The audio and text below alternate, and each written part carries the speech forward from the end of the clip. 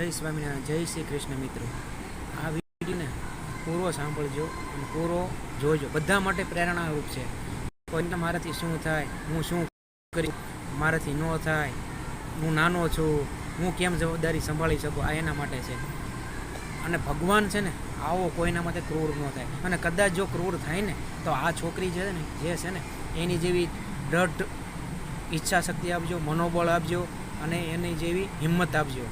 હવે આ 13 વર્ષની છોકરી સમજી લો, જે સ્કૂલે જાય છે એના 1.5 વર્ષના ભાઈને લઈને, તો એના ટીચર કહે છે કેમ બટા સાથે લઈને આવી, તો એમ કે છે મારી માં નથી અને પિતાજી કામે જાય છે, તો આ મારા ભાઈને કોણ રાખે, એટલે મને સાથે લઈને આવી છું.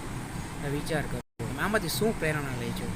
જે તમારું ઘટતું હોય ને, એ બધી આમાંથી પ્રેરણા મળે. જો તમે એમ કહો કે મારી ઉંમર નાની છે, હું શું કરી શકું, તો આની ઉંમર પણ 13 વર્ષની છે.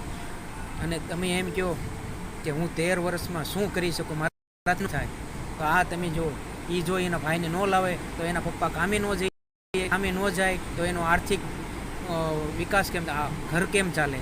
જો એના પપ્પા કામે જાય છે એટલે એનું ઘર ચાલે છે.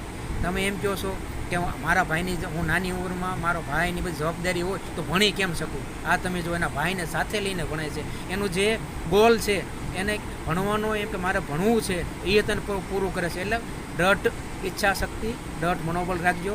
નબળા વિચાર ને નબળી ઈચ્છા શક્તિ નહીં રાખતા.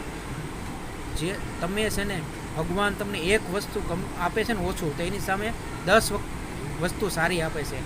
એટલે દ્રઢ ઈચ્છા શક્તિવાળા, દ્રઢ મનોબળવાળા, સારા વિચારવાળા રહેજો. અને સારા વિચારને સારા દ્રઢ મનોબળ અને દ્રઢ ઈચ્છા શક્તિ રાખજો.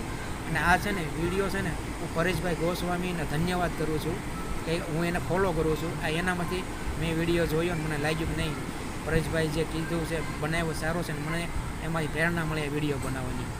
જય શ્રી કૃષ્ણ. જય શ્રી કૃષ્ણ. તો કોમેન્ટ કરજો, શેર કરજો અને લાઈક કરજો.